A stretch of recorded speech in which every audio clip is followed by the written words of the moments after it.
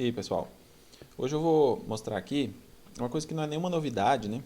Mas que muitas vezes você está acostumado a trabalhar com hospedagem da local web, que não tem problema nenhum. Tem outras hospedagens aí que eles dão para você um espaço, né? Você joga seus arquivos lá via FTP e deixa o seu site, seu sistema online. Mas tem outras formas de trabalhar que inclusive é o que eu gosto e o que eu recomendo, que eu acho que dá muito mais controle para você, é quando você tem uma máquina só para você, uma máquina geralmente Linux, porque é muito mais barato, inclusive. E com essa máquina você vai lá, você configura o seu Apache, configura o seu MariaDB, que é o MySQL, configura o seu PHP, tudo via linha de comando mesmo, via um terminal. E aí você coloca os seus arquivos lá via FTP ou de outra forma, e você tem um servidor exclusivo para você. Então eu queria mostrar aqui mais ou menos como que a gente encontra esse tipo de servidor, como que a gente contrata e como que configura. São bastante detalhes mesmo, ainda mais para quem não está acostumado ou para quem trabalha às vezes só com Windows e aí não conhece o Linux ainda. E realmente para esse tipo de contratação, o Windows é sempre mais caro porque ele tem licenças, né? Então quando você vai procurar qualquer máquina virtual aí online, ela, se for Windows, ela vai ser muito mais cara, mas muito mais cara mesmo. Então, ó, eu gosto muito do Host Sailor. Host Sailor foi o meu provedor de hospedagem assim de máquina por muito tempo, até mais ou menos meus 100 clientes mensais fixos, eu usava Host Sailor. E eu fui só aumentando de plano. E aí depois realmente eu fui para o Google Cloud, que também é a mesma experiência, é o mesmo estilo de trabalho, é uma máquina online Linux que fica lá disponível para você 24 horas e você vai instalando as coisas e vai comunicando com ela e utilizando. Então, aqui tem essas opções. Ó. Eu fui na de 2,99 pelo seguinte: o Ubuntu, que é uma distribuição que eu gosto muito de usar, eu já sei quase tudo decorado, onde que ficam os arquivos de configuração, então eu gosto de usar o Ubuntu. E ele não rodava nessa maquinazinha aqui de 1,99 dólares por mês. Olha aí, tanto que é barato, né? Então, eu peguei essa máquina aqui para brincar, né? Fazer teste. E acabou que o Ubuntu não instalava nela. E aí eu acabei pegando essa daqui, que é de 2,99. Eu investi muito mais, né? Para fazer os testes aí. E é mais ou menos por aqui que a gente vai hoje. Vou fazer uns testes aqui de contratação só para vocês verem. Se tiver algum errozinho, alguma coisa nesse vídeo, eu costumo não editar. Então, o máximo que eu vou fazer é dar uma pausa aqui de vez em quando. Então, vocês desconsiderem aí. Aqui eu vou colocar um teste.agilcontábil.net. Aqui ele pede o prefixo de servidor DNS, eu simplesmente vou colocar isso, mas isso aqui não significa que tenha que ser exatamente o seu domínio, não. A máquina vai estar disponível e vai ficar online de qualquer forma. É apenas uma máquina Linux ligada 24 horas para você. É como se você fizesse isso dentro de casa. Se você tivesse um computador ligado na internet e dentro dele você pode fazer o que você quiser com ele. Né?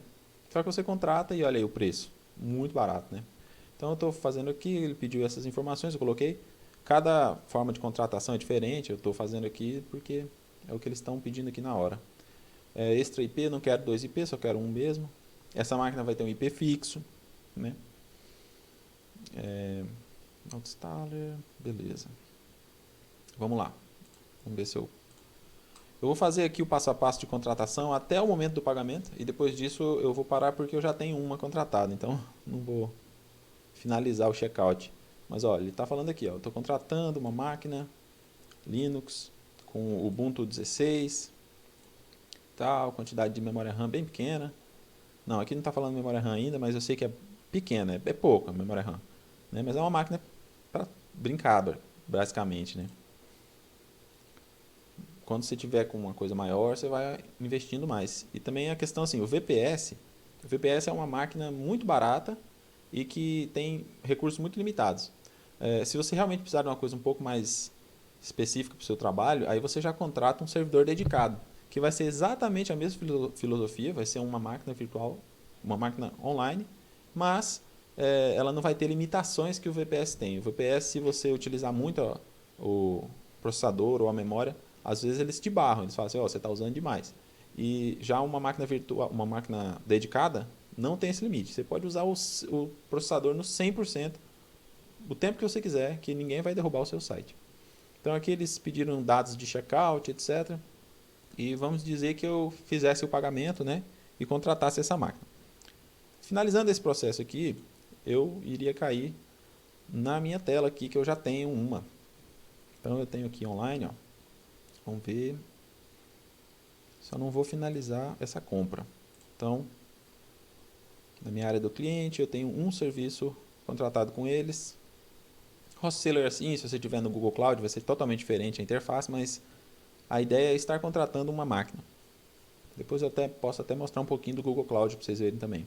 Então eu tenho uma maquinazinha aqui, ativa, vou clicar nela para ver o que mais que eles mostram.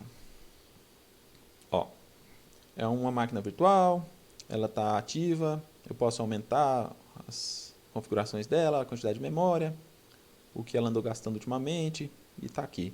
Aí eles falam, você pode mudar o password do root, pode ver gráficos, e tem até um console aqui para você já entrar nela e começar a dar os comandos, né?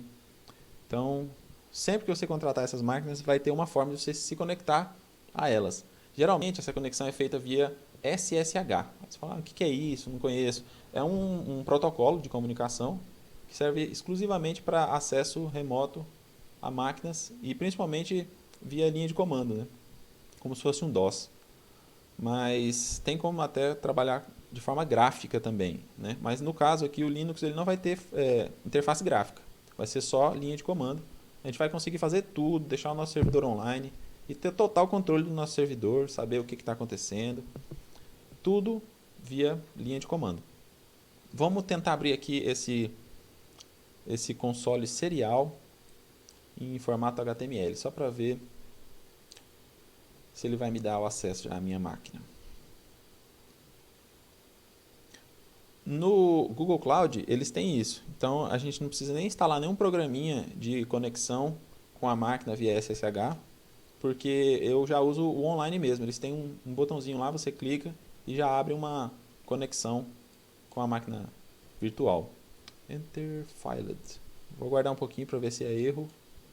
Se não entrar, eu vou tentar de uma outra forma.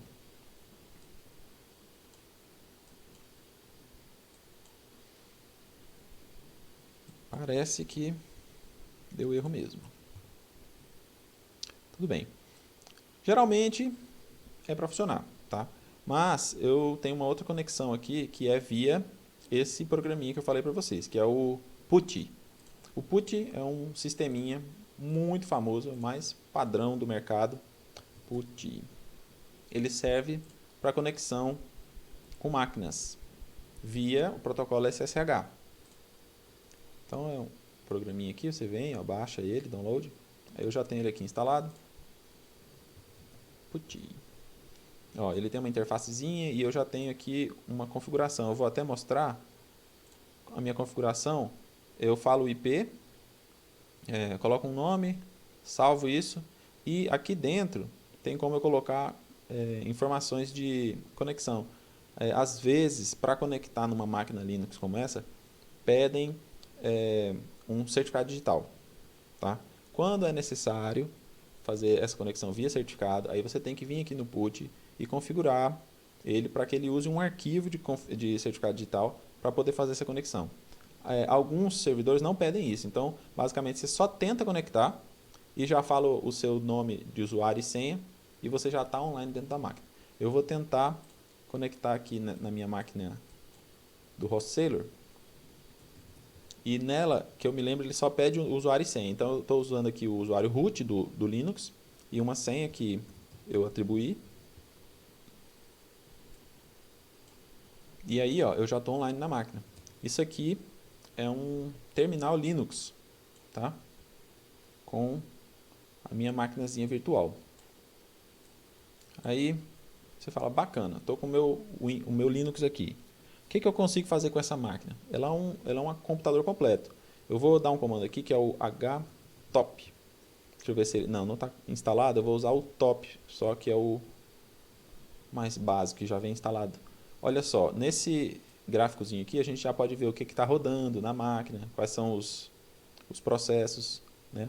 Eu já tenho aqui o Apache instalado, o MySQL, que é o MariaDB, tá? Você vai olhar isso aqui e vai falar, nossa, cara, isso é muito complexo, muito complicado. Mas assim, cara, para tudo isso aqui tem tutorial. Se você falar assim, eu quero instalar o Apache no meu Ubuntu, como é que eu faço? Tem tutorial, passo a passo, comando a comando, como é que você faz para instalar o Apache no seu Ubuntu. Então, eu vou sair aqui, Ctrl C, ele finaliza uma aplicação do Linux, né? ls mostra, dá um dir, é o dir do CMD, né? Ele mostra os arquivos que estão dentro da minha pasta aqui nesse momento. pwd, que pasta que eu estou? Eu estou dentro da pasta root, ó. Aí agora eu vou falar assim, eu quero entrar em outra pasta. Vamos ver as pastas que eu tenho. Eu tenho aqui ls, eu tenho uma pasta que chama backup do meu áudio contábil, uma pasta chamada várias cópias, então vou entrar na pasta chamada várias cópias. Então, cd várias cópias e ainda dou um tab para ele terminar de completar para mim. Entrei na minha pasta várias cópias. ls mostra o que tem ali dentro, é um arquivo, né? Aí eu posso dar um ls-la para ele mostrar um pouco mais de detalhes dos arquivos. Então tem aqui, esse meu arquivo, ele tem 1 GB, 695 megas, e tananã. É interessante saber o tamanho do arquivo e tudo. Então listar é assim, e ls com um pouco mais de informação é o -la, tá? Então, esses comandinhos são coisas que você vai pegando no Linux. Eu estou dentro dessa pasta. Qual pasta? pwd. Vamos ver qual pasta que eu estou. Estou na pasta root, várias cópias. Beleza? Então, o que mais que eu posso fazer aqui? Eu vou dar uma olhada nos arquivos para vocês entenderem mais ou menos onde é que fica quando você quer deixar arquivos do PHP online, por exemplo. Geralmente eles ficam aqui, cd, no Ubuntu, né, var www. Tá? Nessa pasta aqui, geralmente, é onde ficam os arquivos online, né? Eu tenho aqui uma pasta chamada áudio contábil, que é do meu sistema, e tenho uma pasta HTML, que é uma pasta padrão que vem com o Linux, quando você já instala o Apache. Tá? Então, o que é Apache? O que é MySQL, MariaDB? O que é o PHP, né, que você já trabalha com ele? Então, o Apache, ele é um programa que você vai instalar nessa máquina Linux, que vai fazer com que ela seja um servidor. Tá? Ele é um programa que vai ficar rodando ali na memória dela. Não desliga, porque a máquina é 24 horas ligada. E esse programa fica monitorando a porta 80, que é a porta de conexão de internet. E ele, sempre que você tenta acessar esse IP dessa máquina na porta 80, através de um navegador de internet, o Apache, que é o programa, ele vê que teve essa requisição e responde com uma página de internet. Então, o Apache nada mais é do que o que faz tudo acontecer, né? Acontece que o Apache ele vai devolver esse arquivo em formato texto básico. Se você quiser que o arquivo seja rico em detalhes, que seja programável, você coloca o PHP dentro do Apache, que o PHP é como se fosse um módulo que executa dentro do Apache. E o PHP é onde você, que é programador PHP, já conhece. É onde você faz tudo que vira uma página dinâmica, vamos dizer. Então, primeira coisa, vamos instalar o Apache no meu Linux, porque digamos que a gente pegue um Linux do zero, ele não tem nem Apache, entende? Então, se você executar aqui o IP dessa máquina, você não teria resposta nenhuma se você não tivesse o Apache instalado. Deixa eu dar uma olhada aqui, o IP dessa máquina é esse. Então, eu venho aqui no meu... vou até colocar, vocês sabem que para acessar uma porta você poderia colocar 2 pontos e o número da porta, né? Então, se você colocar o número da porta fica bem mais específico. Mas como todas as conexões online são com a porta 80 padrão, então você nem precisa colocar, você pode deixar assim. Mas se eu colocasse, só para ficar mais específico, né? Mas olha aqui, o IP da minha máquina, vamos ver o que está sendo distribuído por ela nesse momento. O meu Apache, porque o meu Apache já está instalado, tá? Nessa maquinazinha. E aí ele já mostra um pouquinho de configuração e tal. Então o Apache está lá rodando e ele está provendo para mim uma página que é essa que está dentro do HTML aqui. Eu vou até entrar dentro da pasta HTML. Tem aqui, index. Aí eu vou editar. Qual que é o programa de edição dentro do Linux? Eu gosto de usar o Nano. Eu acho ele mais fácil do que o Vim. O Vim ele tem comandos muito complicados. Então eu vou vir aqui, ó, sudo. Ah, não preciso usar sudo porque eu estou já como root. Mais para frente eu vou falar um pouco sobre esses comandos de root, os acessos, né? Cada usuário tem um acesso. Então eu vou fazer aqui, ó, nano index HTML. Digitei errado. Ó, estou editando dentro da máquina Linux o index HTML. Esse index HTML aqui é o que está aparecendo aqui, ó. É isso daqui, tá? Aí eu vou falar assim, ah, então vamos mudar para ver se é mesmo? Vamos. Vou vir aqui, vou aumentar e vou fazer o seguinte, eu vou sair, vou dar um Ctrl X, sair, e vou criar um novo arquivo. Então eu vou criar aqui touch, assim, teste.html, nano teste.html, vou colocar aqui H1, oi, e fecho H1.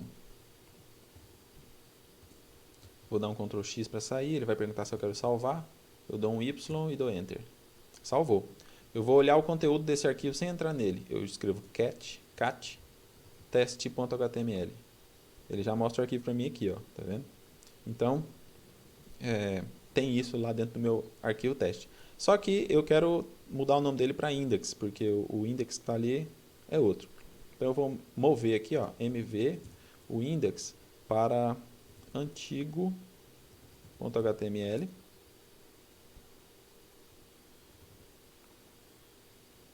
E eu troquei de nome, ó, ls, troquei o index de nome. E agora eu vou mover o meu teste, mv teste, para index.html. Pronto, agora o meu teste virou o index e o antigo vou deixar ali. Se eu for olhar o que tem dentro do meu index, o cat index, ele mostra que tem um oi. Então, vamos ver se a minha página é um oi mesmo. F5, oi, bem grande. Olha aí, eu já tenho um servidor online para mim, né? Uma máquina Linux 100% funcional e que eu prefiro muito mais do que essas hospedagens por aí. Por quê? Porque eu dou o meu próprio suporte. Se ela parar, eu sei o que está acontecendo. Se ela realmente parar, primeiro que a gente tem que ter backup de tudo sempre, né? Então, vamos dizer que deu um problema muito grande e eu não estou conseguindo resolver e meu servidor caiu. Você vai lá, contrata outro, pega o seu backup, coloca dentro dela e em 2, 3 horinhas você está com o seu servidor novo funcionando. Não é não? Então tá. Aí você viu aqui um pouco, né? Só para ver como que ele está online. Mas, Bill, como é que é essa questão de configuração? Se eu pegar uma máquina Linux do zero e ela não tiver Apache, não tiver MySQL, não tiver nada. Cara, o São Google é o seu salvador. Então vamos lá, ó. Install Apache. Ó, já começa a aparecer aqui, Ubuntu 18? Não, eu quero no 16. Como instalar o Apache no Ubuntu 16? Pronto, aqui, ó. É só seguir o passo a passo. Sudo apt-get update. O que é isso? Bom, isso aqui é quando, ó, eu dei um Ctrl C ali, né? E no put, para você dar um Ctrl V, não funciona muito bem. Então você vai com o botão direito do mouse e ele dá o Ctrl V para você. Então o Ctrl V é o botão direito, tá? São dicasinhas básicas aqui. Eu estou mostrando mesmo passo a passo do zero para você ver como que é a configuração de uma máquina dessa, né? Então, ó, sudo apt-get update. Isso aqui, basicamente, ele está fazendo o quê? Ele está pegando uma lista de pacotes que o Linux tem já pré-programado nele e está fazendo um update de tudo para ele saber quais são as últimas versões, para que ele faça o download e baixe os arquivos corretos. Então, depois disso, eu posso fazer uma instalação. Então, aqui eu coloquei sudo apt-get install Apache. Olha aí, é assim que é o comando para instalar o Apache. É como se eu estivesse baixando aqueles instaladores do Windows, né? E executando e next, next, né? É a mesma coisa, só que no Linux é assim que instala. Tudo é na base do apt-get install e o nome do que você quer instalar. Inclusive o Linux é muito mais avançado que o Windows há muito tempo atrás, né? Porque você escreve um nome do que você quer instalar e ele já instala. Sendo que no Windows você tem que ir lá, procurar o arquivo, baixar, né? Ir no site, fazer o download. Então, eles vieram criar a loja do Windows agora no Windows 10. E o Linux já tem isso, cara. Há uns 20 anos atrás já tinha isso. Entendeu? Você, pelo nome da coisa, você digita, você já baixa o que você quer. Então, é muito bacana. Vamos lá, né? Eu vou instalar aqui o Apache, então. Ó. Ctrl V não funciona. Vamos ver. Não funciona mesmo. É o botão direito do mouse. Sudo apt-get install Apache 2. Precisa decorar esses nomes? Não precisa. Basta você saber que ele vai lá no tutorialzinho. Ó, ele perguntou se eu aceito, eu digo que aceito. Provavelmente ele está instalando mais alguma coisa, porque o meu Apache já estava instalado, mas tudo bem. Talvez ele está fazendo algum upgrade também, né? De alguma coisa que estava desatualizada, ele vai melhorando a versão. Mas está aqui executando essa instalação do Apache.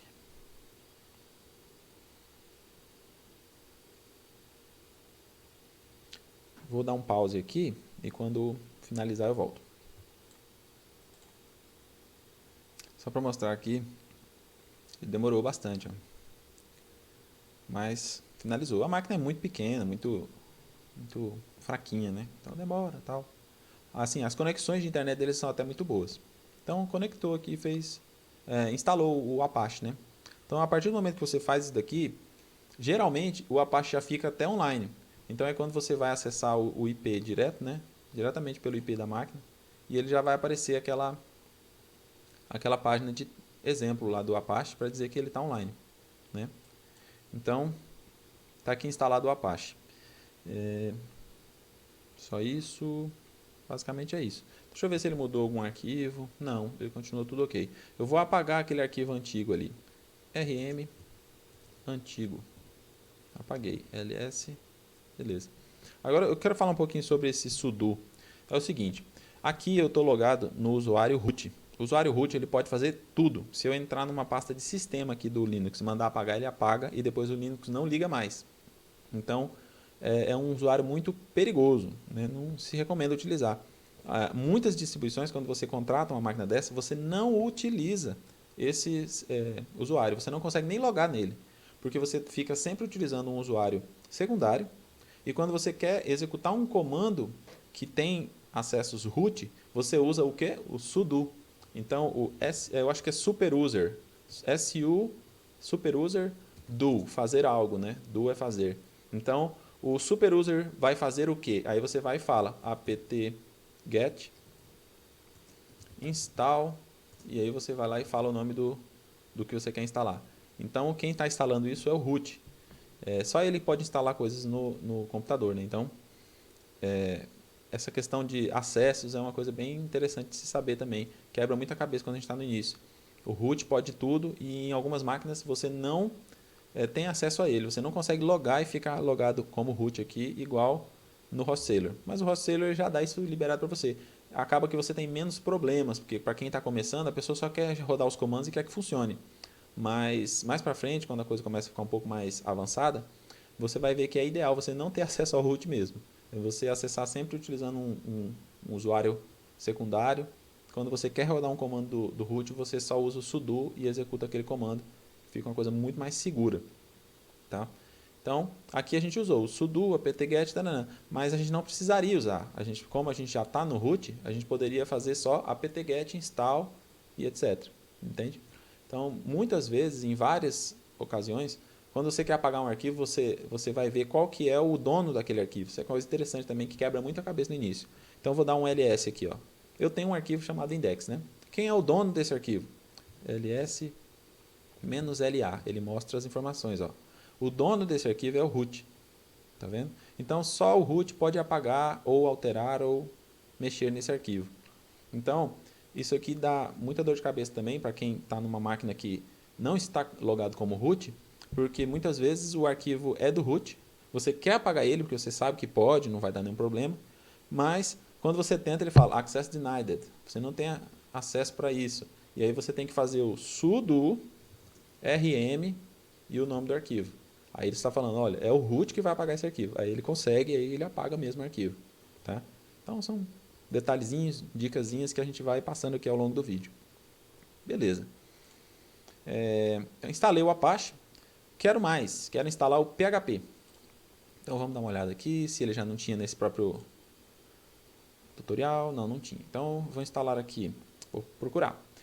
Install PHP no Ubuntu 16. Como instalar? Aqui nesse aqui, por exemplo, ele já está falando como instalar o Apache, o MySQL e o PHP, que chama LAMP, né? Eles têm até um nomezinho muito bacana. Eu até, inclusive, quando eu geralmente vou fazer uma máquina do zero, eu pego desse jeito aqui. Eu já pego um negócio que já me dá tudo. Eu não sei nada de cabeça, não. Eu pego e vou fazendo. Entendeu? Então aqui ele está falando, ó, instala o Apache, depois do Apache, o que mais que a gente vai fazer?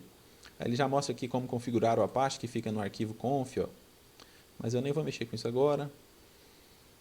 O que eu quero mesmo é instalar o PHP. Aí tem aqui umas coisas que eu não vou utilizar também. Isso aqui é a configuração do Apache, não vou me preocupar com isso agora. Ó, ele mostra que depois da instalação do Apache, ele já tem que dar essa página quando você acessa o IP da máquina. Beleza. Aí, um monte de configuração aqui desnecessária. Não... Instalar MySQL. Olha o tanto que é difícil. Ó.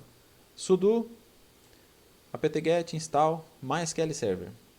Só isso. Você vai copiar aqui, vai chegar lá e vai jogar. Aí você vai falar assim, ah, beleza, vou dar um enter e vai instalar o MySQL. Só que eu não gosto do MySQL, eu gosto do MariaDB, tá? Então, por quê? Porque o MySQL agora ele tem licença, né? E o MariaDB é open source, é grátis, é livre. Então, vamos lá. Install MariaDB no Ubuntu 16. Poderia ser o Ubuntu 18, tá? Depende do que você escolher. Eu até recomendo, o Ubuntu 18 é mais atual. Se na sua hospedagem tiver a opção do Ubuntu 18, pega ele. Tá? Os tutoriais vão ser muito parecidos. Está falando aqui como que faz para instalar, repositório. Tarará. Bom, ele deu esses comandos aqui. Depois ele disse para fazer um update e instalar MariaDB e MariaDB cliente. Sudo apt install. Eu vou rodar isso aqui só para ver o que acontece, tá?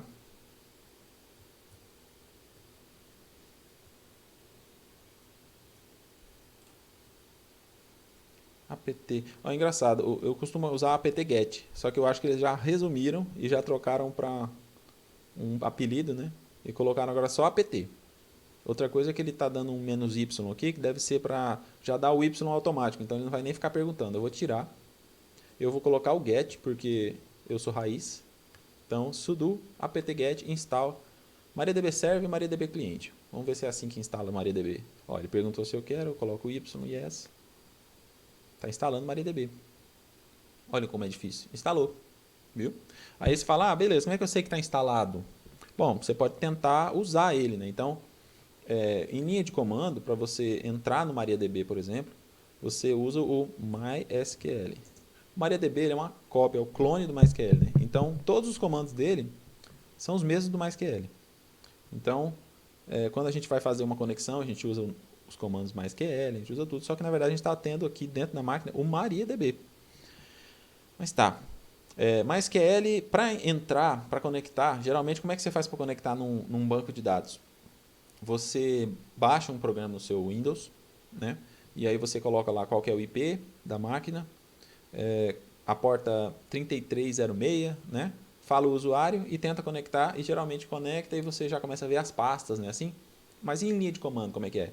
Linha de comando, o programa que conecta no servidor é o MySQL, só isso. Aí você tem que passar os parâmetros para fazer a conexão e cair dentro de um ambiente onde você vê as pastas, vê os bancos de dados e tudo. Então, aqui é MySQL. Aí o MySQL ele tem as opções, né? "-u", root.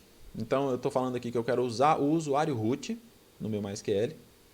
"-p" seria para usar o password tal. Então eu poderia colocar aqui "-p", password, aí minha senha, por exemplo, tá? E depois eu falo "-h", que é o host, e eu vou lá e coloco o IP do host. Então eu iria colocar assim 200.taranã, né? E aí eu vou lá e conecto nesse host usando essa senha, usando esse usuário. Aí agora eu falo, eu vou fazer assim nessa máquina? Não, por quê? Primeiro porque eu vou usar o root mesmo, só que nessa máquina o acesso do root não tem senha, então eu não preciso do "-p", porque ele já dá acesso direto. Como eu estou local dentro da máquina, Ele não pede nem senha. E eu também não preciso falar o host, porque eu tô local. Então, ele já sabe que eu vou usar o localhost, né? Então, eu vou aqui, -u root. Vamos ver se ele vai conectar. Conectou. Já entrei dentro do meu MariaDB. Olha que maravilha.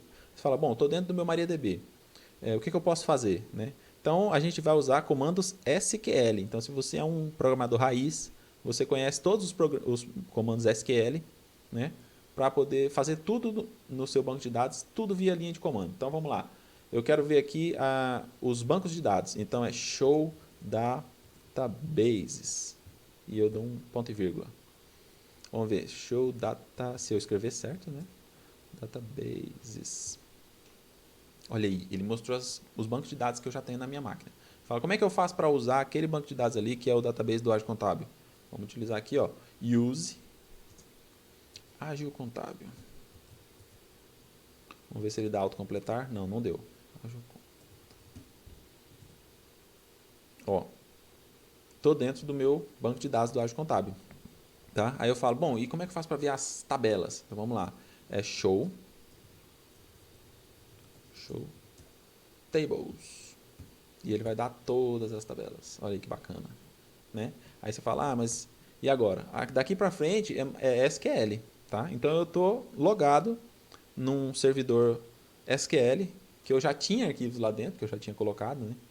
Mas aí você fala, mas e se eu quiser colocar um arquivo aí dentro? Se eu quiser subir o meu banco de dados todos aí para dentro? Então, assim, tem vários comandos, aí você vai poder procurar. Então, por exemplo, como é que eu faço para pegar um arquivo SQL que eu fiz um banco de dados, que eu fiz um backup do meu banco de dados, e eu quero colocar esse arquivo para entrar dentro daquele servidor que está lá. Então, primeira coisa, você teria que pegar esse arquivo e colocar lá na sua máquina Linux. Tá? Depois que você tivesse esse arquivo lá, você poderia rodar esse comando que iria jogar esse arquivo SQL dentro daquele servidor SQL. Então, uma forma de fazer é assim, por exemplo, deixa eu ver que comando que eu vou usar aqui. Eu acho que é recover.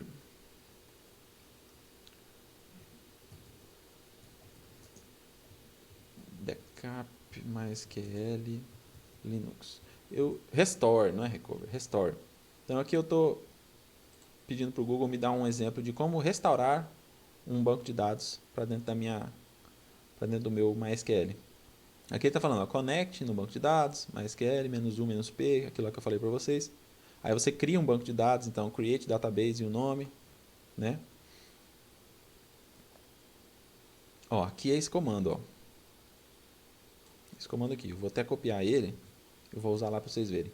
Então, para mim jogar um arquivo SQL dentro de um banco de dados, estou falando bem por cima, tá, gente? Assim, não vou mostrar tudo passo a passo. Se você tiver dúvida, você vai achar sempre tutorial para isso.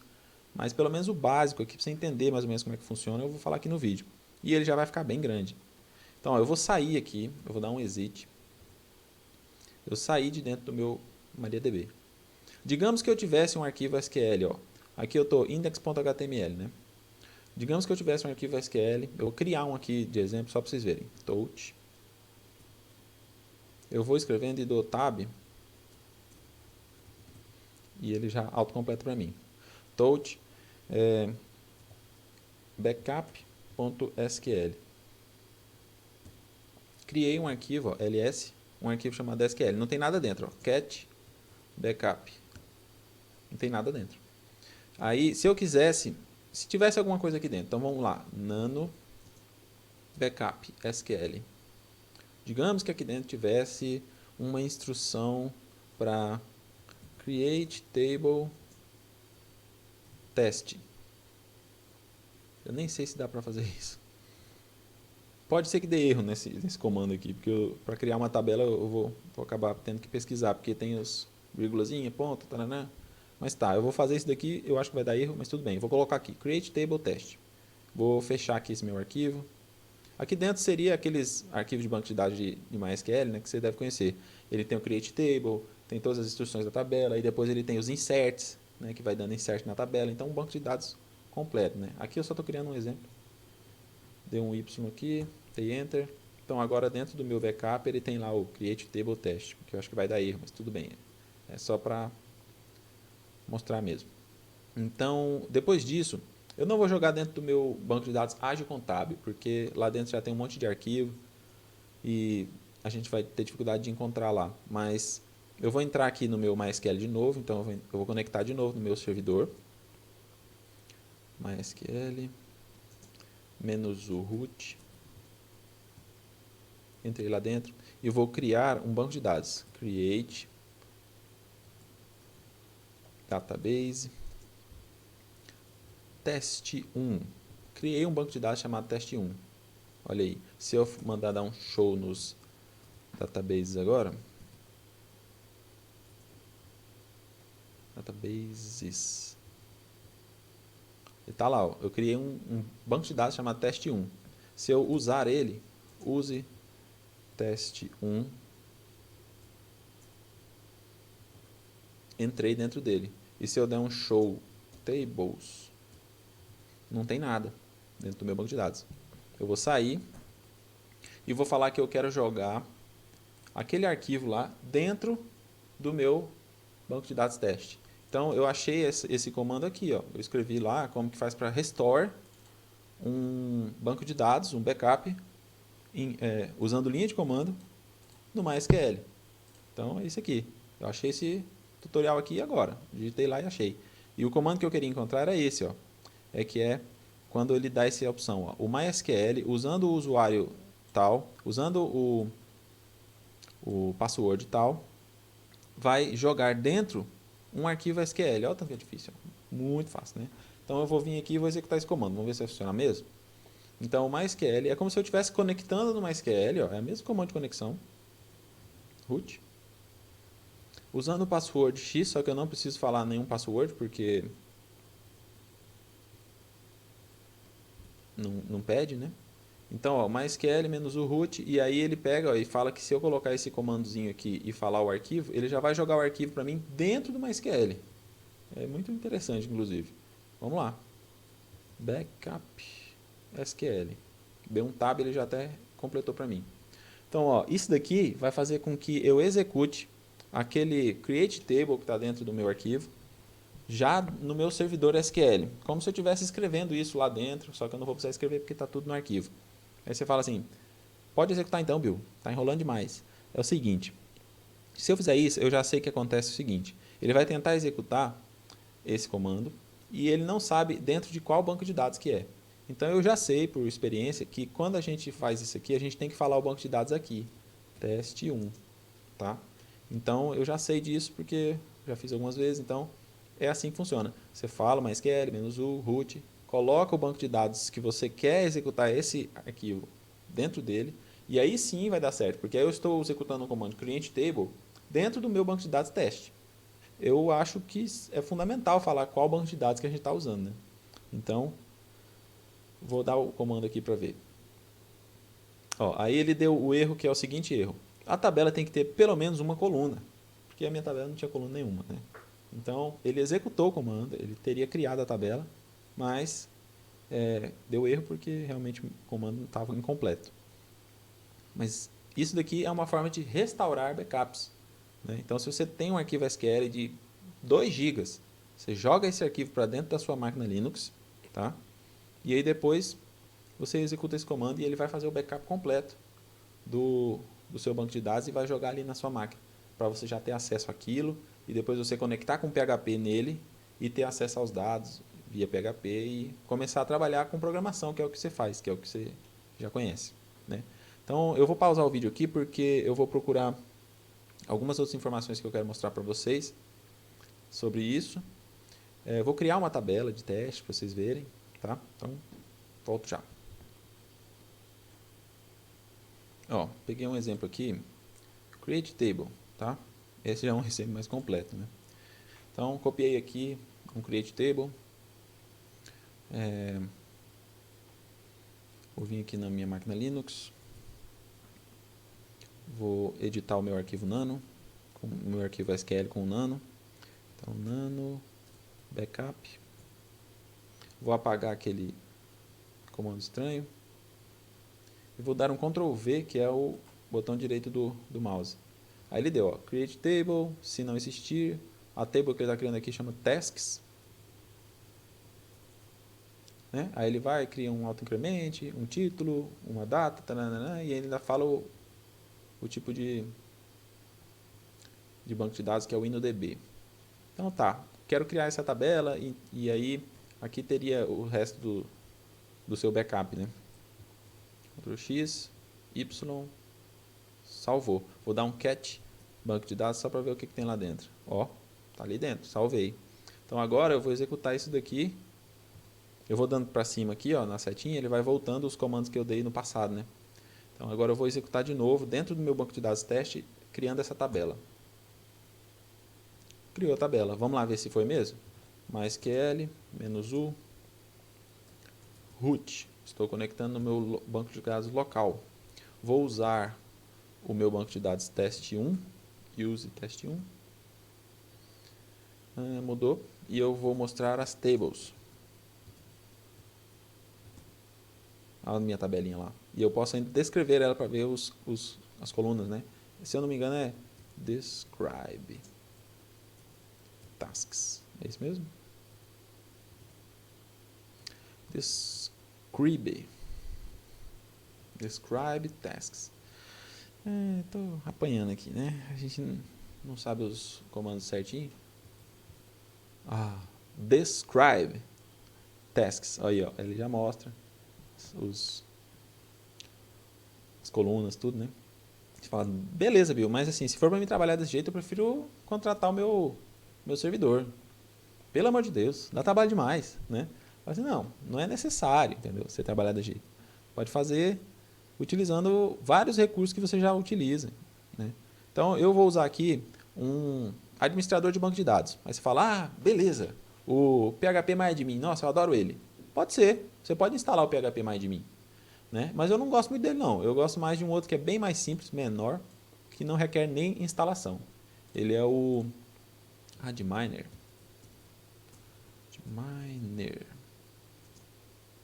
PHP. O Adminer, ele é um arquivo que você faz o download.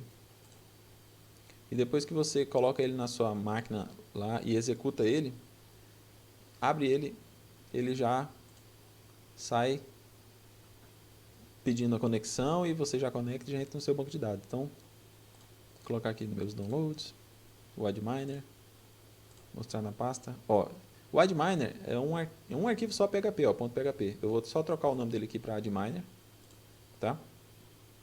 Parece que eu já tenho um. Olha, eu já tinha um aqui, vou apagar.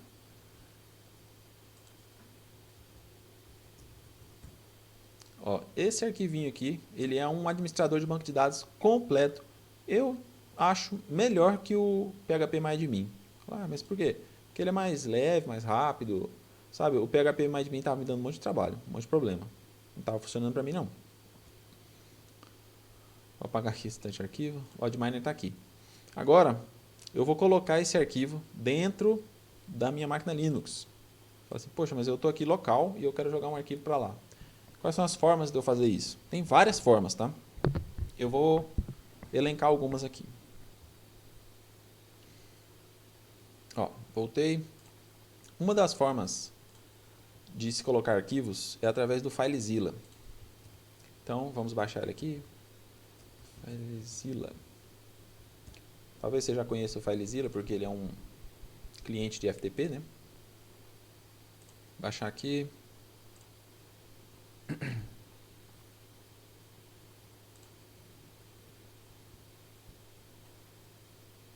Vou instalar ele.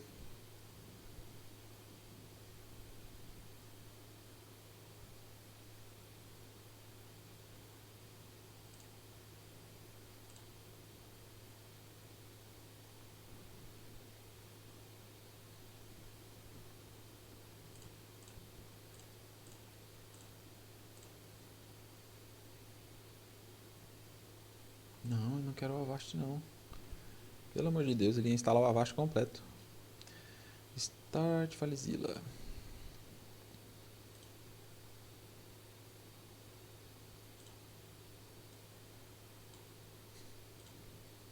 Beleza. Tá aqui o FileZilla. Quero conectar na minha máquina. Aquela máquina Linux lá. Vamos ver. Vou criar aqui uma nova conexão. Vou falar que o O IP que eu quero conectar é esse. A porta eu nem vou falar qual é. Eu vou falar que eu vou fazer uma conexão, deixa eu ver, protocolo SFTP. Você fala assim, nossa, o que é isso? SFTP. SFTP é o FTP que você já conhece, só que através do protocolo SSH. Então, basicamente é o seguinte, do mesmo jeito que o PUT está indo pela porta SSH ali e comunicando aqui e enviando texto e recebendo texto, que é o que o PUT faz, a gente pode conectar na nossa máquina e enviar arquivos através desse mesmo protocolo, só que é o SFTP, né? Que é usando o SSH. Então é um outro protocolo, mas é isso daí. Aí aqui ele está perguntando qual usuário? Usuário root, que foi o mesmo que eu usei lá no PUT, tá? E eu vou colocar a senha que eu uso lá no PUT também, tá? E vou dar um OK. Salvar passwords. Então agora está aqui o meu novo site. Eu vou até mudar o nome dele. Vou colocar aqui que ele é o meu servidor Linux de teste. Eu vou mandar conectar. Vamos ver se vai dar certo de primeira. Comando não suportar por esse protocolo. Eu queria tentar do zero mesmo, para ser bem raiz com vocês, né? Olha, não sei o que aconteceu, mas mudou para HTTP aqui. Vou voltar para o SFTP, tá tudo certo agora. Agora eu vou conectar para ver. Estabelecer uma nova conexão. Ele está tentando conectar. Conectando, listando. Não acredito que vai dar certo de primeira. Nossa, funcionou. Aí você fala, por quê? É tão difícil assim fazer funcionar? Às vezes é. Por exemplo, no Google Cloud, você para fazer isso aqui, cara, você tem que liberar um monte de coisa. O Google Cloud é todo bloqueado, então você não consegue entrar assim fácil, sabe? Mas aqui, nessa nossa maquinazinha teste, que é a que você vai contratar inclusive, ele já vai conectar. Maravilha. Então, ó, melhor do que isso aqui impossível. A partir de agora eu tenho acesso a todos os arquivos que estão dentro da minha máquina Linux. É só jogar aqui dentro e o arquivo aparece lá, tá? Então, vamos lá? Vamos. Eu vou olhar aqui, ó, eu vou lá na pasta var www, né, que é onde eu queria colocar o arquivo. Então eu subi um nível aqui, pasta var, aqui é todo o meu Linux, ó. Tô ligado lá na máquina. Var www e eu já tenho os arquivos aqui, ó. Adcontábil HTML. Eu estava dentro da pasta HTML. Eu tenho um index e tenho aquele backup, lembra? Bacana. Então, ó, isso aqui pronto. Já é uma forma de eu colocar um arquivo lá dentro. Eu vou pegar o meu adminer e jogar lá dentro. O adminer.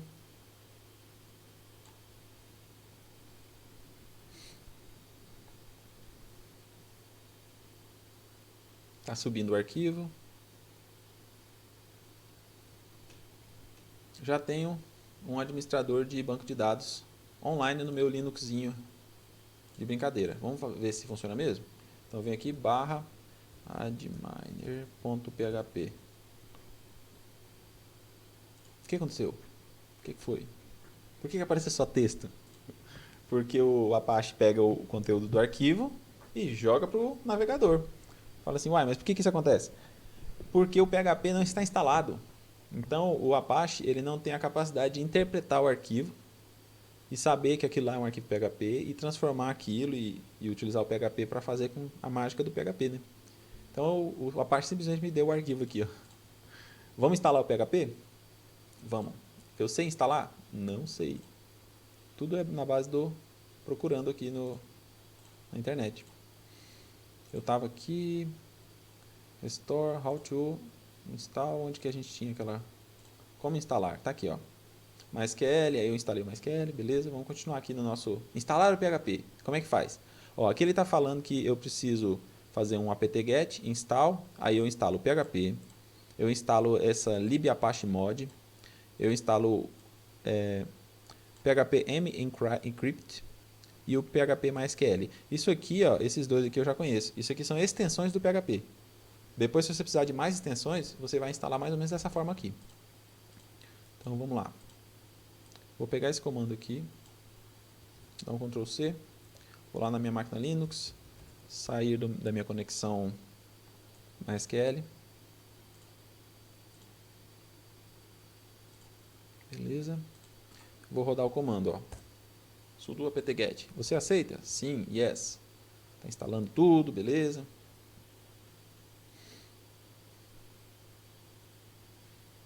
Instalando PHP 7.0, ó. Bacana. Muito recomendados ao PHP 7.0, viu? Se você ainda está no 5, comece a trocar. Utilize essa opção aqui, ó. Já pega esse vídeo, já contrata uma máquina para você 100% sua, Linux, já instala tudo e já muda de vida, cara. Sai dessa hospedagem que você tá ruim aí e começa a dar suporte para você mesmo.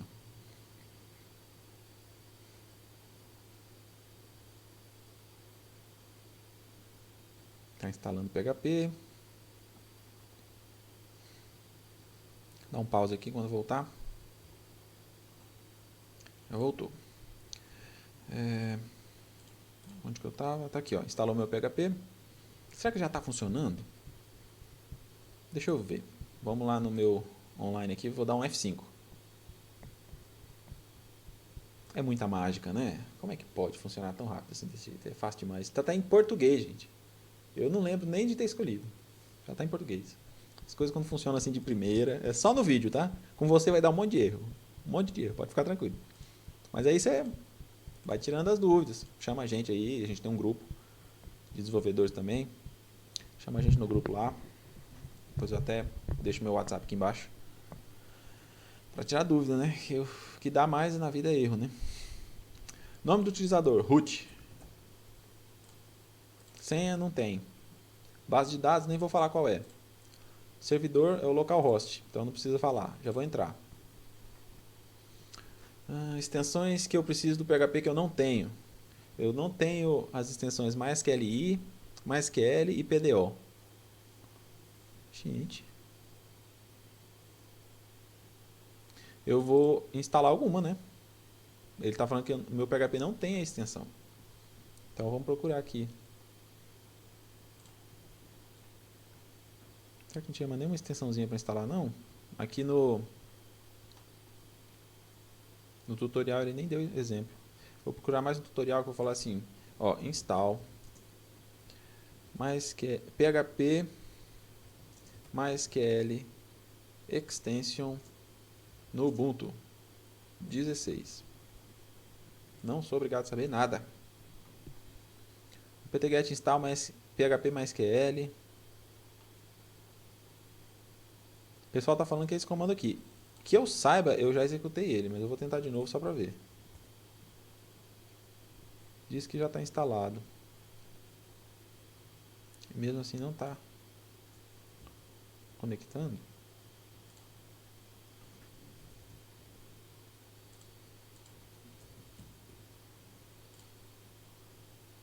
Tá. Olha aí. Achei aqui a solução para o probleminha. É o seguinte, quando eu fiz a instalação do PHP, eu não fiz um restart do Apache, tá? Então, eu posso vir aqui, ó, e sempre reiniciar o meu Apache. Então, eu estou reiniciando o serviço, né? Então, ó, Service Apache 2 Restart. Ele reinicia o Apache, ele desliga e volta de novo. Eu posso fazer isso com várias coisas, com o Apache, com MySQL. Então, eu vou fazer aqui, ó, um Service MySQL, que é o MariaDB, Restart. Ele vai, derruba ele e sobe de novo. Tá? Ele até demora mais, que é um pouquinho mais pesado. Tá? E faz esse restart. Como eu não tinha feito o restart, ele não tinha identificado que eu tinha instalado aquela extensão lá do PHP, que é uma extensão de MySQL. Aí eu tentei fazer o login novamente. Ó. Fui lá, root, né? O que ele falou? Não tenho acesso para entrar com root via localhost.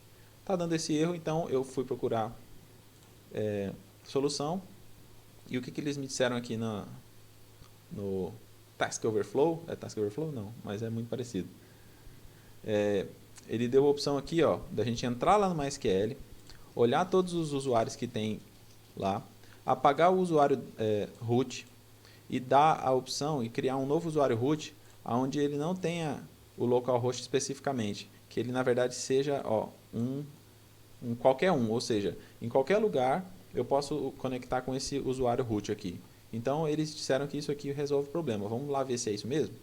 Eu vou fazer aqui junto com vocês para mostrar aqui como é que é a realidade aqui da coisa, né? MySQL -o root. Então eu estou entrando lá dentro. Aí agora aqui dentro ele disse para mim executar esse comando aqui. Eu vou copiar e vamos ver os usuários. Eu só tenho o usuário root que dentro do localhost.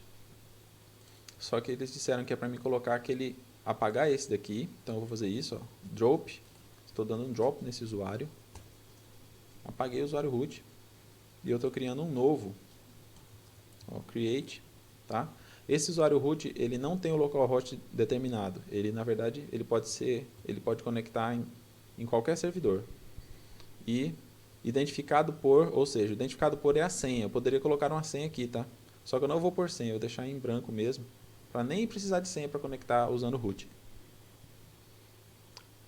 Por segurança eu vou pôr. Eu vou colocar uma senha aqui, teste1, tá? Criei um usuário root que pode conectar de qualquer lugar. Agora esse usuário root, ele não conecta só dentro da máquina. Se eu tiver de fora da máquina e tentar conectar com esses programas clientes, ele vai aceitar, porque ele está vendo de qual IP que está vindo. E o IP agora está liberado, ó, com esse, isso aqui é como se fosse um asterisco. Aí está liberado para qualquer IP, o usuário root pode conectar, desde que seja utilizada a senha teste1. Fiz isso, aí depois disso ele fala que eu tenho que dar todos os privilégios para esse usuário. Então, grant all privilege em tudo para ele. Então, ele tem acesso total a tudo. E depois eu tenho que fazer um flux privileges, que isso aqui é para tipo atualizar os privilégios. Beleza, fiz tudo isso, dizendo ele que agora eu resolvi o problema. Vamos dar um exit aqui. Eu vou dar um comando para conectar nele, tentando usar o root para ver se está tudo ok mesmo. Ele vai pedir senha agora, ó. Não pode porque eu não usei a senha. Agora, como ele tem senha estabelecida, eu sempre vou ter que colocar o "-p", tá? E aí, enter password, teste1. Entrou, beleza? Então agora eu tenho um usuário root novo que eu criei e dessa vez ele tem senha. Vamos ver se o adminer agora aceita. Teste1. O adminer conectou. Então o adminer nada mais é do que um PHPMyAdmin, tá? Então ele está aqui, ó, teste1. Eu entro aqui nele, vejo a tabela, posso clicar aqui à vontade, posso alterar os dados da tabela, posso mudar o nome aqui, mudei tudo, tal, salvo, beleza? Aí, cara, daqui pra frente, você nem precisa usar mais aquele tanto de comando lá. Eu mostrei aquilo lá só para assustar, porque aqui você pode vir aqui e importar um arquivo SQL, já joga o arquivo aqui dentro, entendeu? Você pode exportar tudo que você tem, clica aqui, exporta, e aí pronto, você tem um ambiente completo. Pode executar comando SQL aqui. Eu uso isso aqui diariamente. O Adminer para mim é excelente porque ele é muito leve, tá? Então, ele não dá um monte de bug lá que o PHPMyAdmin dá. Então tá aqui, ó. Então agora eu já mostrei como que coloca arquivo lá dentro, como que configura o MySQL, o PHP e o Apache, e como que você mexe no banco de dados já de uma forma mais gráfica, muito mais fácil de fazer. A diferença disso daqui, pessoal, é que você tem uma máquina só sua e que você tem total controle de tudo que está acontecendo com ela, né? Você vai ter dificuldade? Vai. Você não conhece Linux, não conhece os comandos, mas os básicos aqui eu já digitei aqui no vídeo. O resto é com você mesmo vai descobrir. Você vai vir, como é que eu faço para qualquer coisa no Linux, né? Uma coisa que eu sempre tenho dúvida, não sei se vai me ocorrer agora, mas na verdade eu nunca sei nada de cabeça. Eu sempre tenho que buscar, como é que eu listo todos os diretórios no Linux? Eu busco aqui, listar todos os diretórios no Linux, ele me dá o comando, eu vou lá e testo e vejo se deu certo, né? Eu gosto muito de buscar um arquivo no Linux. Eu nunca sei como que é para buscar um arquivo no Linux. Então eu venho aqui, ó, search, acho que é assim que escreve, search files Linux. Ó, buscar arquivos no Linux via terminal. Não sei como é que faz, tal. Ó, ele está falando aqui que se eu usar o comando find na linha de comando, falar qual é a pasta e falar o nome, ele vai procurar para mim. Vamos ver se funciona mesmo. Comandos básicos de Linux, né? Então eu vou buscar dentro da minha pasta aqui. Vou dar um find. Quero achar um arquivo dentro do meu Linux, dentro da pasta HTML, que tenha o nome. Ele tem uns asteriscos aqui no nome, eu vou colocar que tenha um nome backup, que comece com back, e aí o resto seja asterisco. Vamos ver se ele acha. Achou! O arquivo está dentro da pasta HTML. Entendeu? Então é assim, a gente não sabe de cabeça, mas a gente procura e encontra. E aí já está trabalhando com Linux, tá? Então eu acredito que a gente tem aqui um servidor já completo, né? Falar, mas cadê? Quero colocar meu site aqui dentro, como é que eu faço? Abre o FileZilla, cria uma pasta para você dentro do... Aqui a pasta que está sendo disponibilizada ao público é a pasta HTML, tá? Você fala, mas se eu quiser vários sites, uma coisa interessante que eu vou adicionar aqui no vídeo. Eu quero ter vários sites. Na verdade, falta um monte de informação. Eu lembrei de mais uma coisa. Você vai perguntar uma coisa básica. Assim, Bill, maravilha, cara. Que porcaria é essa? Como é que eu troco isso daqui pelo meu domínio? Né? Então, muito fácil fazer isso, cara. Como é que você faz para trocar isso aqui pelo seu domínio? Quando você está contratando um domínio, vamos dizer, eu uso o superdominios.org. Eu uso ele e eu uso um outro internacional também que eu gosto bastante. Eu venho aqui e contrato um domínio para mim.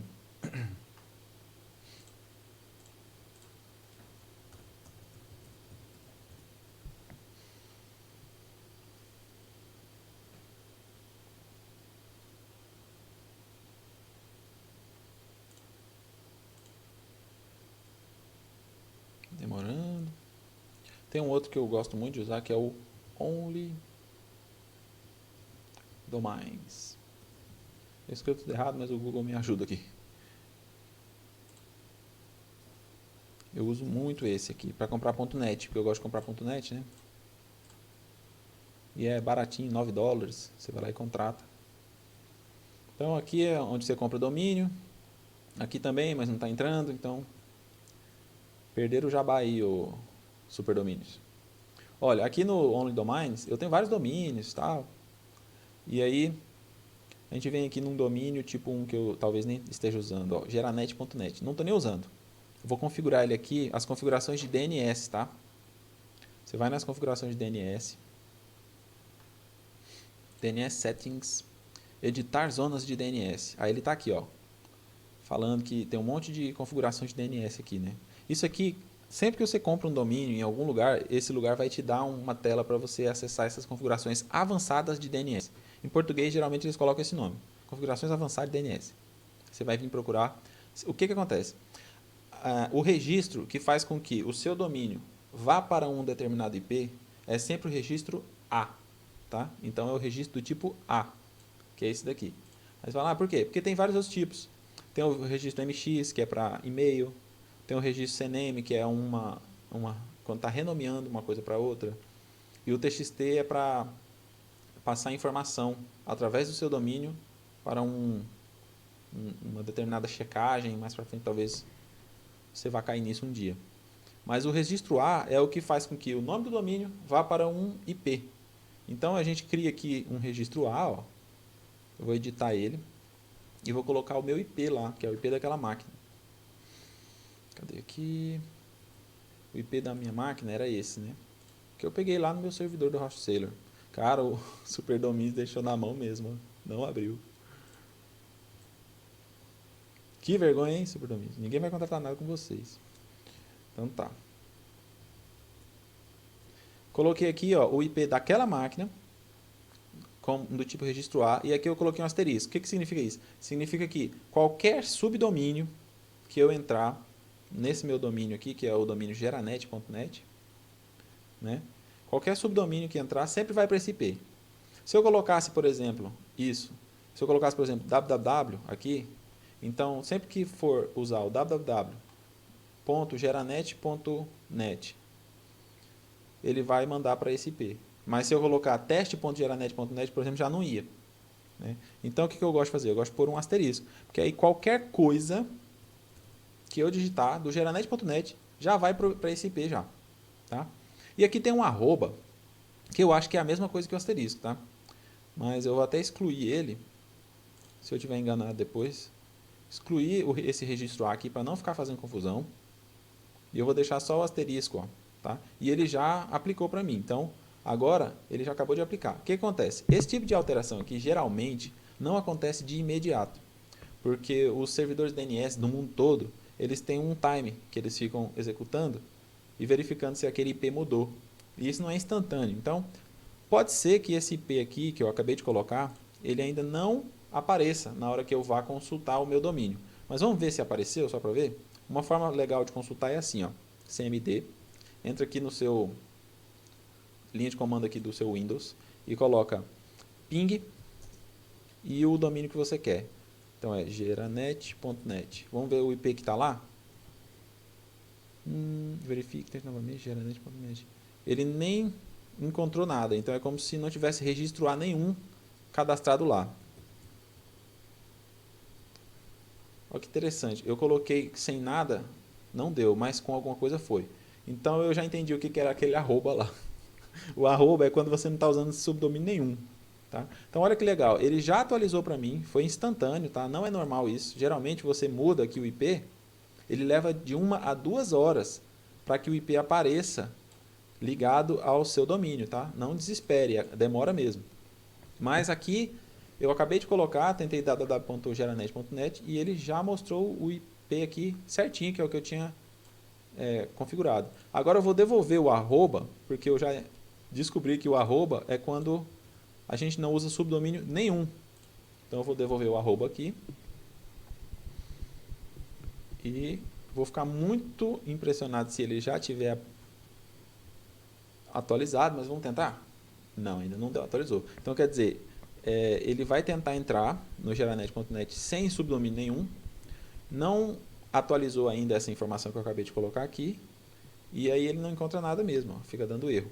Daqui a 2 horas, se eu fizer esse teste aqui, ele vai retornar informações dizendo que o meu servidor está respondendo, e ele inclusive fala qual é o IP. Então isso aqui é uma forma bacana de testar, é o ping, tá? Você dá um ping no seu domínio e vê qual IP está respondendo nele. Então agora que eu sei que o meu IP está respondendo nesse meu domínio, o que significa? Significa que o meu site está 100% online. Olha que maravilha. Se eu vier aqui, ó, www.geranet.net, o que vai acontecer? Ele cai lá no meu Apache. O Google está com o cache dele caindo num sistema que eu utilizo aqui, que eu tinha colocado no Geranet. Então, o Google está desatualizado. Ele está achando ainda que está aquele IP antigo. Mas eu vou usar o Firefox e vamos ver se ele está mais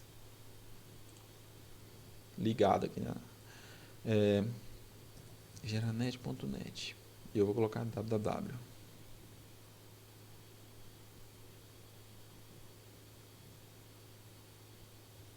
Será que eu achei que o IP tinha ido, mas na verdade não tinha?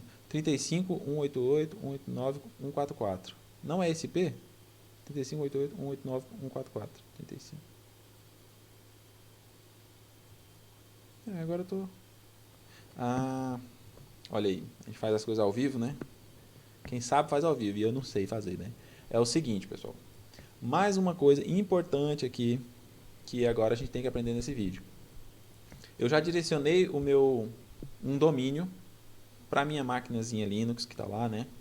E eu tenho aqui na minha máquina Linux, eu tenho dentro da pasta www, que é a pasta onde eu coloco sites, né? Eu tenho um site que eu já tinha colocado, que é o agicontábil.net, que é um sistema que eu estava testando aqui em React. E eu tenho o HTML, tá? E eu poderia criar infinitos sites. Um servidor como esse, você poderia ter infinitos sites. Você pode direcionar qualquer domínio para esse IP E aí, quando a pessoa acessa por aquele domínio, você direciona, dependendo do domínio que a pessoa entrou, você direciona para uma pasta, certo? O que acontece? Eu já fiz isso antes, então eu tinha configurado aqui que toda vez que eu utilizasse o geranet.net, ele direcionasse para essa pasta aqui do Ágil Contábil, que já tem um sistema ali dentro, que é esse sistema aqui, ó, que está aparecendo. Tá? Então, toda vez que eu entro aqui, ele já está indo para essa minha maquinazinha Linux. Chegando aqui na minha máquina Linux, ele vê que o nome geranet.net está direcionando para a pasta Ágil Contábil e não para a pasta HTML. E aí está dando esse sistema aí que está aparecendo. Mas não era isso que eu queria que aparecesse o conteúdo da pasta HTML. Tá? Aí agora você fala, beleza, e como é que faz esses direcionamentos? Porque isso é o mais importante quando você tem um servidor. É a possibilidade de você colocar infinitos sites lá dentro e ter todos os seus clientes e ter tudo, entendeu? E isso se chama Virtual Host. Então você vai ter vários hosts virtuais dentro dessa sua máquina Linux aqui. Como que a gente gerencia isso? A gente olha os arquivos de configuração do Apache, porque quem direciona para determinada pasta é o Apache. Então vamos lá ver. A gente vai entrar aqui no cd etc apache. Vou dar um ls. Aqui estão as configurações do Apache. Tá? Ele tem os sites available, que é os sites disponíveis, e os sites enable, que é os sites que estão ativos. Tá? Isso aqui são tudo pasta, né, e arquivos de configuração.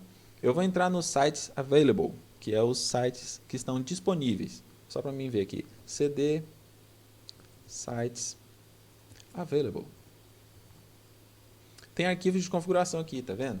Tem um arquivo 000 conf e tem um default conf. O que é isso? Vamos dar uma olhada lá dentro? Nano 000 default conf. Entrei dentro do meu arquivo. Ele é um host virtual no qual eu estou aqui. Ó. Isso aqui é tudo comentário. Eu poderia apagar esses arquivos de comentário aqui. Tá? E aí aqui ele fala para mim que o documento root é o var da WHTML. Então, aqui está dizendo que sempre que eu entrar com um domínio, ele vai direcionar para a pasta HTML aqui, ó. Tá vendo? Beleza. Então, basicamente, ele só está falando isso. Ó. Aqui, esse comando server admin aqui é só para dizer quem que é o administrador, mas isso aqui acho que é uma informação inútil. E ele está falando aqui, o virtual host, qualquer IP que entrar acessando a nossa máquina Linux, vai direcionar para essa pasta aqui do HTML.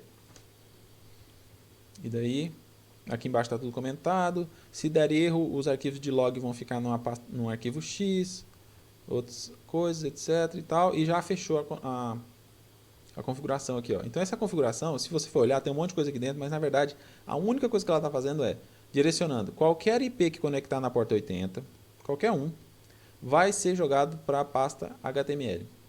Você fala assim, interessante, Bill. Então, por que não está sendo? Né? Porque você tentou ali e ele está jogando na Ágil Contábil. Vamos ver por quê. Vou sair desse arquivo aqui.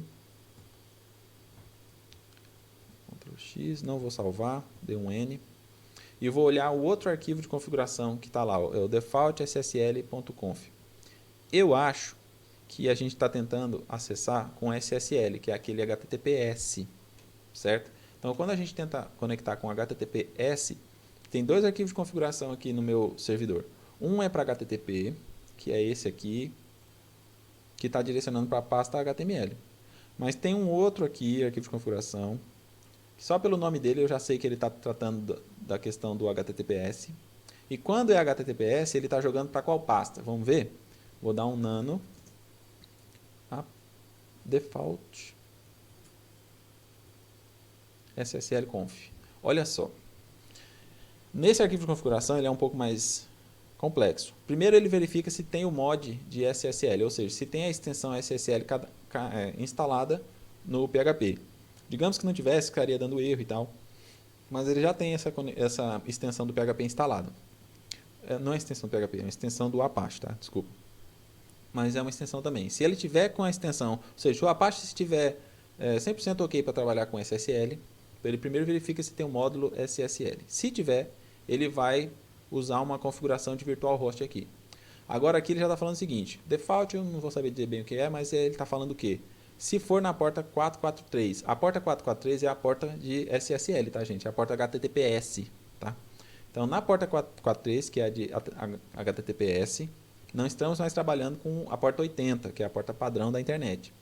Nessa porta, ele está direcionando para HTML também. Não é possível. Muito estranho isso. Eu acho que essas configurações não estão ativas. Vou sair aqui, tá? E vou olhar, porque isso aqui, a gente está dentro de arquivos de configuração que estão dentro dos sites available, certo? Só que os sites available são só arquivos de configuração que você cria momentaneamente. Você vai lá, cria, altera ele, mexe em tudo. E depois que você cria o arquivo de configuração, você passa a colocar ele ativo, ou seja, você passa a deixar ele enable, né, que é habilitado. Então, primeiro você vem nessa pasta de sites available, altera os arquivos de configuração, direciona para a pasta que você quer, falando determinado domínio está indo para determinada pasta. Depois que você salva, aí você vai lá e ativa aquele arquivo de configuração que você falou com um determinado comando. Então, eu vou olhar aqui o que está dentro da pasta enable, porque ó, ls, ó, na pasta sites enable, cd sites enable, deve ter outra coisa. Ó, ele está falando aqui que está indo para o default.conf. Vamos ver. nano00 default.conf. Tem algo aqui que não está batendo. Aqui para mim ele está dizendo que o meu virtual host está direcionando sempre para a pasta HTML. E eu não estou conseguindo ver isso como verdade. Aqui tá. Eu estou tentando acessar e ele está caindo no Ágil Contábil lá, que é uma outra pasta. Eu vou dar um pause aqui, porque como sempre a gente tem que ter algum probleminha, né? Ao vivo. E vou tentar descobrir exatamente esses direcionamentos. Vou fazer aqui e vou mostrar para vocês de novo. Olha aí, pessoal. Olha que problema engraçado. Ó. Isso é coisa que ainda bem que acontece aqui, porque se acontecer com vocês já sabem também. Esse aqui é mais difícil do que os outros. Olha o que acontece. Vocês viram que eu vim aqui no meu command da minha máquina, né? E dei um ping no www.geranet.net e ele retornou o IP correto, tá vendo aqui? Por quê? Olha por quê. Porque o meu servidor DNS que eu estou utilizando, que na minha conexão aqui, eu estou em Gurupi, Tocantins, tá? Essa minha conexão de internet, ela está passando por um caminho na rede web mundial que já está atualizado, que já está com o IP correto. Só que, quando eu tento acessar aqui, por exemplo, ele já não está retornando isso. Então, se eu fizer aqui um trace root, ó, trace IP, eu acho que é assim que faz. Vou dar um trace aqui só para saber por onde que está passando para chegar naquele local. Deixa eu ver se eu posso colocar o endereço aqui. www.geranet.net.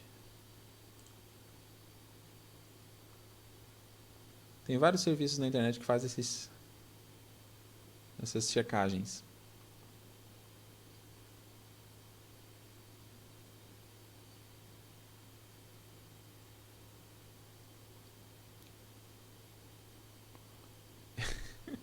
Ele está dando o IP certo. Bom, então, estou apanhando aqui. Vamos lá. Vou voltar a pesquisar. Ele está indo para o IP certo, mas ele não está mostrando o arquivo que eu queria que mostrasse. Ou seja, esses direcionamentos aqui, esses direcionamentos que eu quero fazer, ou seja, eu quero que o meu www.geranet vá para a pasta HTML. É isso que eu quero fazer, tá? E depois a gente vai fazer ele ir para o HTML, depois eu vou mudar para, digamos, outro endereço, por exemplo, www.meudominio.com, fosse para uma outra pasta, entende? E assim eu poderia ter vários sites direcionando para pastas diferentes no meu Linux aqui. Vou procurar mais um pouquinho de solução porque está dando erro aqui ao vivo. Eu não vou editar esse vídeo, vou deixar assim, mas é para você ver mais ou menos o que a gente passa. Vamos lá. Olha aí. O erro era, como sempre, óbvio, né? Acabei de voltar aqui. O IP da minha máquina, dessa máquina Linux, é esse IP aqui. Tá? Agora vocês mesmos vão ver no vídeo, em algum momento, o momento em que eu fiz confusão e achei que o IP da máquina era outro. E foi justo quando eu fui configurar aqui o domínio. Então aqui eu tinha colocado outro IP. Ele acabou de dar logout aqui porque eu fiquei muito tempo. Vou entrar de novo. Eu simplesmente estava direcionando o meu domínio para outra máquina que tinha um aplicativo React lá rodando. Então não ia direcionar nunca para a pasta que eu queria.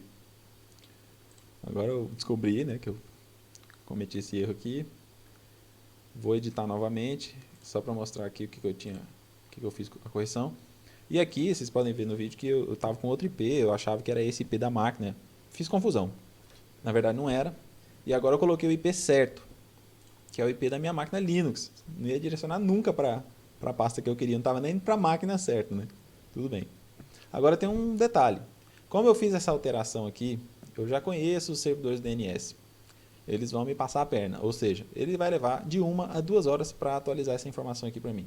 Quando a gente mexe uma vez, ele até faz rapidinho, mas depois ele vai levar de 1 a 2 horas. Então, agora, infelizmente, eu não vou conseguir mostrar funcionando 100%, porque vai levar de 1 a 2 horas.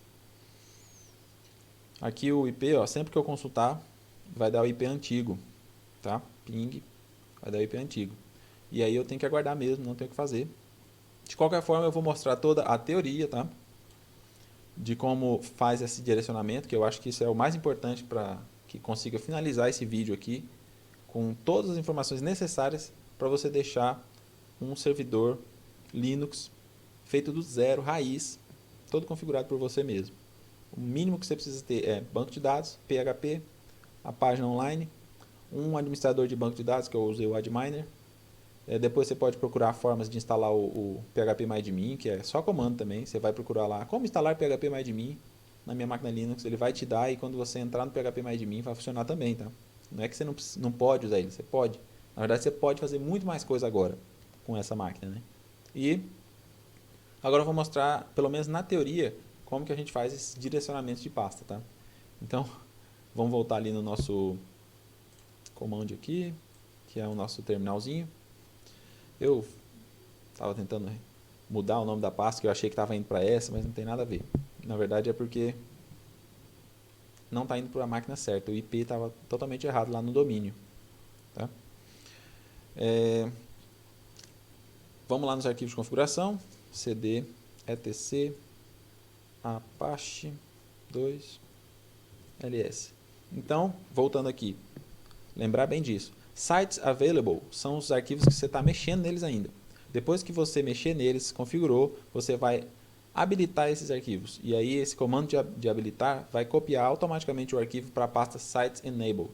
E os arquivos que estão em funcionamento são os que estão na pasta sites enable. Tá? São os habilitados. Então vamos no available para a gente mexer nos arquivos. cd sites available. Tem 2 arquivos aqui e o SSL nem está ativo. Sabe como é que eu sei que ele não está ativo?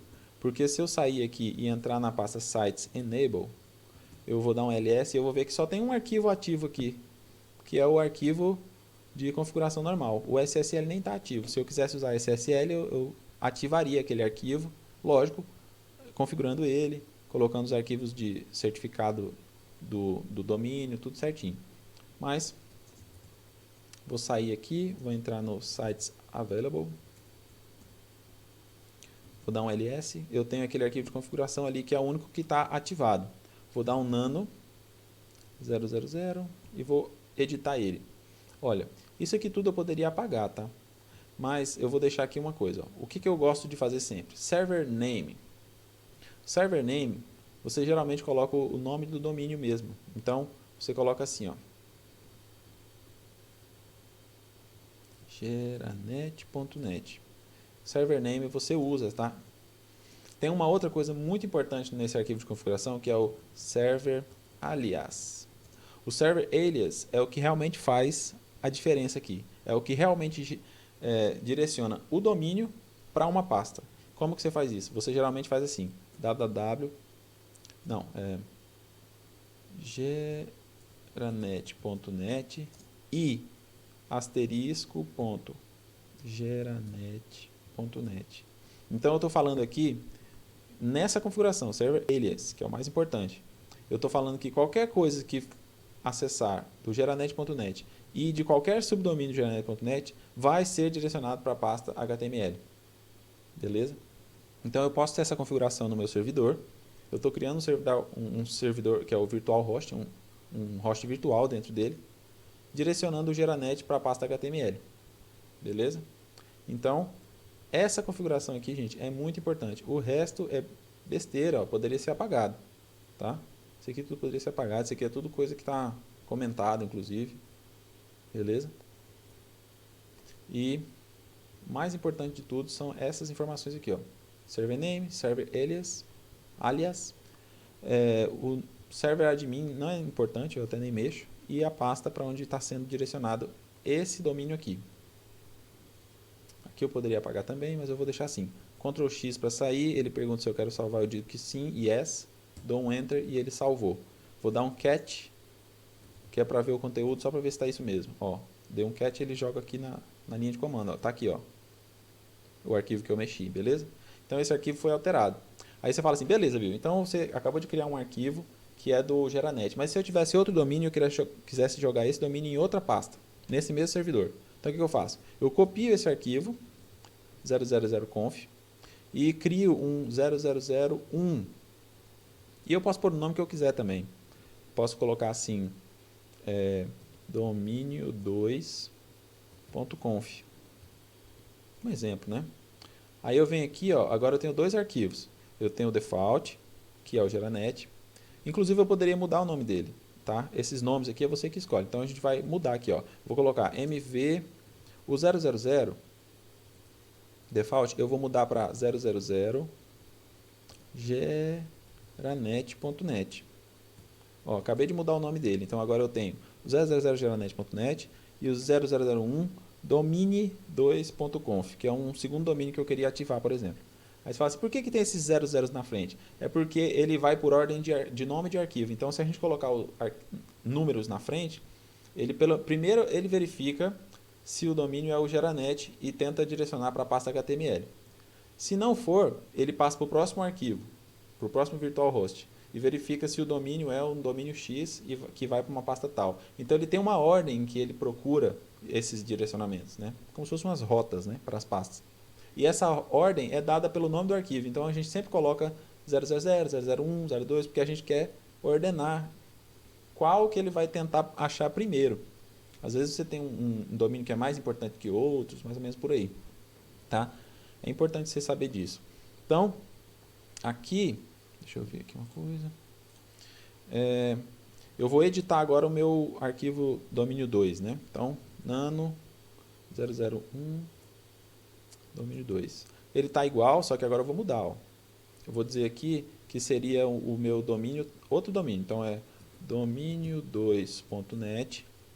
Sempre que alguém tentar acessar o domínio2.net,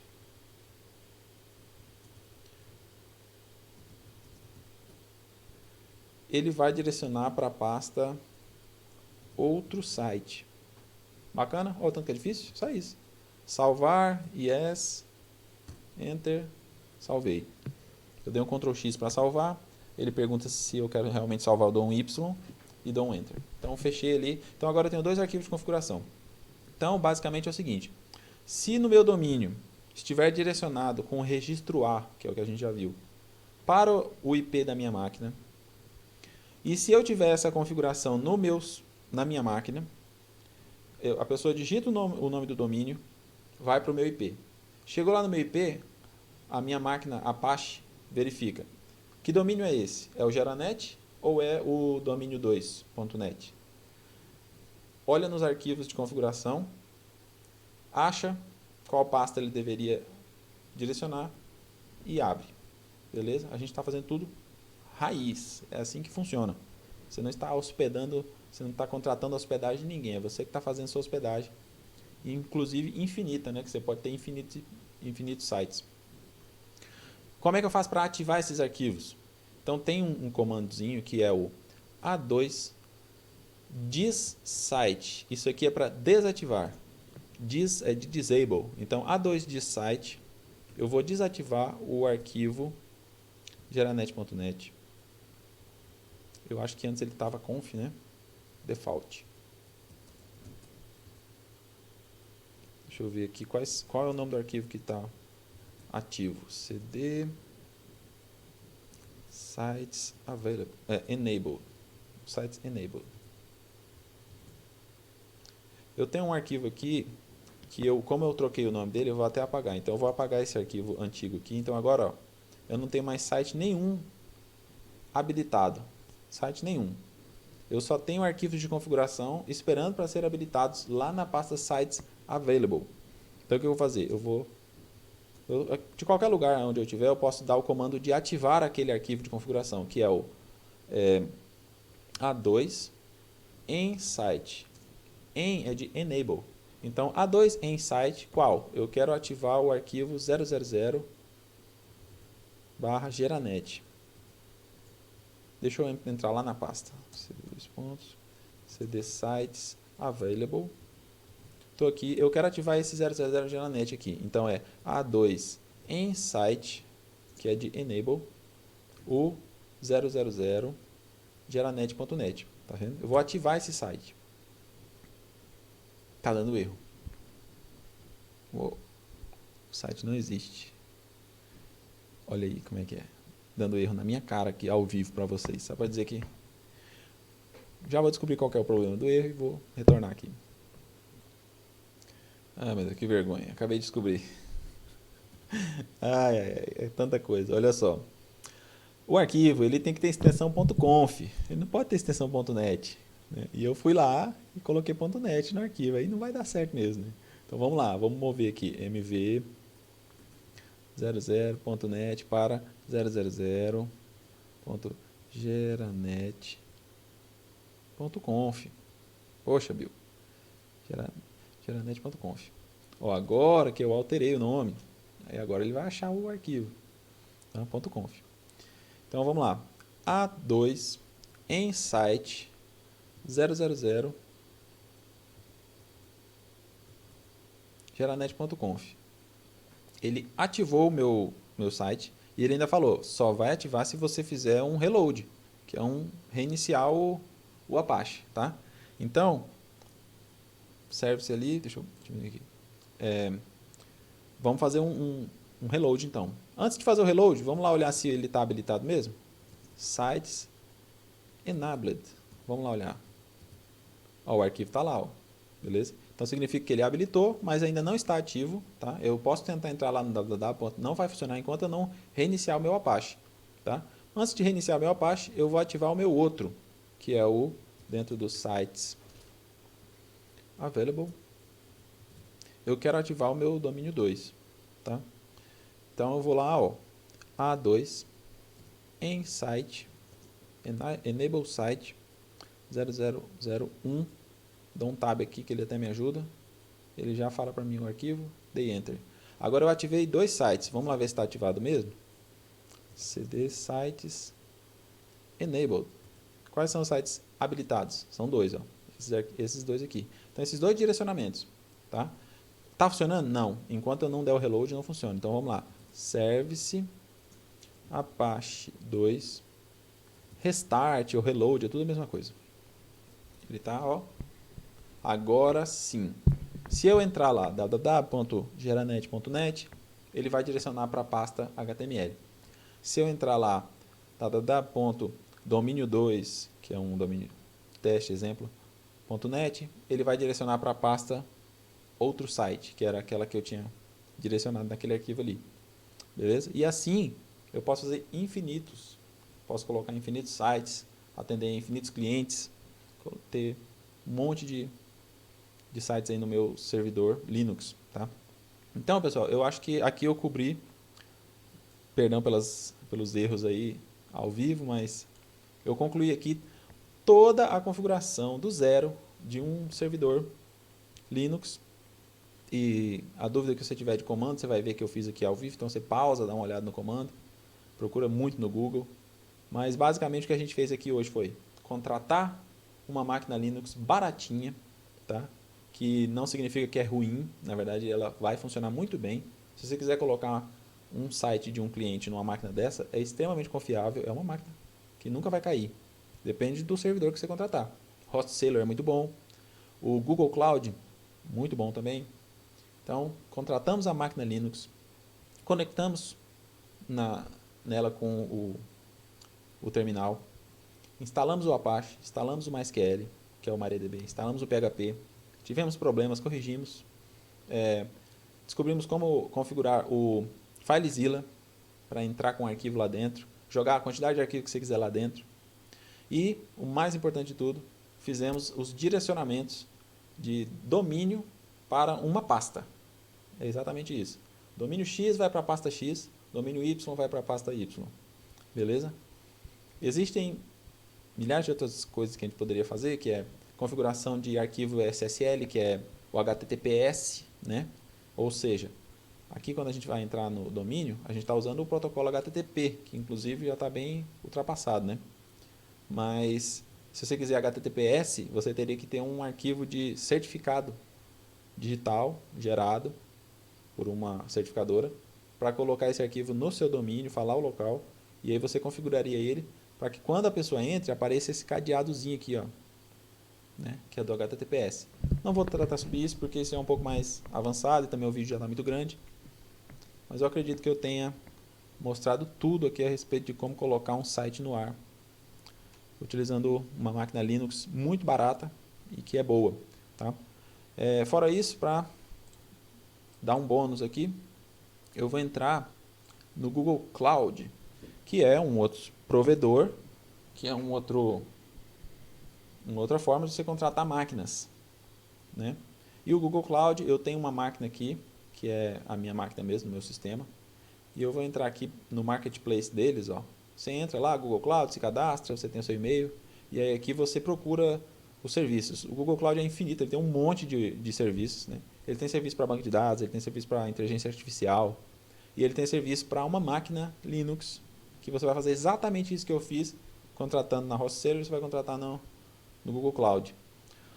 Hoje eu utilizo o Google Cloud, eu pago um pouquinho mais, bem barato, eu pago R$ 130 por mês, e eu tenho uma máquina dedicada que atende todos os meus clientes do meu sistema inteiro. Basicamente você vai procurar aqui pelo serviço de... Eles têm uma máquina já pré-configurada, que é a LAMP. Deixa eu ver se eu acho ela aqui. Essa daqui, ó. Eu gosto dessa. Eu peguei ela. Eu vim aqui, né? O que você está contratando? No Google Cloud eles chamam de Computer Engine. Computer Engine. É quando você está contratando uma máquina. Porque eles têm nome para cada serviço que eles prestam. Eles têm um nome para o serviço de banco de dados. Eles têm um nome para serviço de inteligência artificial. Eles têm um nome para serviço de máquina ligada 24 horas para você. Eles chamam de Computer Engine. Então, quando você contrata uma Computer Engine no Google, você vem aqui, seleciona. A LAMP é uma que ela já vem com o PHP 7 instalado, já vem com o Apache, tudo configurado. Então, na hora que você contratar a máquina, que você entrar no IP dela, já vai aparecer o Apache para você. Olha que maravilha. Ele já dá tudo pronto. Você só precisa jogar o adminer lá dentro, gerenciar o banco de dados, direcionar os domínios para aquele IP, fazer a configuração dos virtual host, tudo que eu já ensinei aqui no vídeo, e você já tem uma máquina funcionando para você. Tá? E com a infraestrutura do Google. Não estou vendendo nada aqui, eles não me pagam nada para isso, mas é porque eu gosto muito do Google Cloud. Acho muito confiável. Tem a Amazon também. Se você quiser contratar um computador online 24 horas na Amazon, você vai fazer isso também. Entra lá, você vai encontrar máquina Linux, escolhe a distribuição, contrata, entra via SSH nela, tá na linha de comando, dali para frente, ó, é só dar play nesse vídeo aqui e lembrar de tudo que foi falado. Aqui, ó, iniciar uma Computer Engine. Aí ele vai e pergunta qual máquina que eu quero, em que local, se eu quero ela no Brasil, se eu quero ela nos Estados Unidos, o tamanho, etc. Já fala o que vai vir instalado, ó, o Apache, o MySQL e o PHP. Daí, no meu caso, eu troquei o MySQL pelo MariaDB, né? Fui lá e fiz a instalação do MariaDB, ele substituiu e aí eu saí utilizando. Aqui ele já dá umas aberturas de firewall, as portas, ó, que ele é bem rígido. O Google é mais mais rígido. E outra coisa é que a gente contrata essa máquina, aqui está falando que é 13 por mês, 13 dólares por mês, mas depende do tamanho da máquina, tá? Varia muito. Hoje eu tenho uma máquina que não é a primeira, não é a menor, ela é a segunda depois da menor.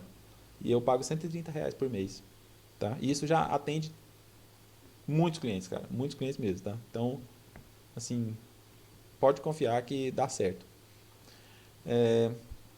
Outra coisa é que no Google Cloud eles têm um IP, que é o seguinte, você contrata um IP e deixa ele contratado. E aí você direciona esse IP para as máquinas que você tiver contratando com eles. Então, às vezes, você pode ter duas máquinas Linux contratadas e um IP só, e aí você pega esse IP e direciona para uma, aí você clona essa máquina, direciona esse IP para outra, se você quiser. Então, eles dão essas opções, assim, eu achei muito bacana, que ajuda muito, porque, olha, pensa bem, digamos que eu queira trocar minha máquina totalmente, eu quero trocar, sair do Ubuntu, eu quero ir para o Debian, e eu tenho 20 sites, todos direcionados para aquele IP. Aí eu contrataria uma nova máquina, no Hostseller, por exemplo, ele já me dá o IP fixo, né?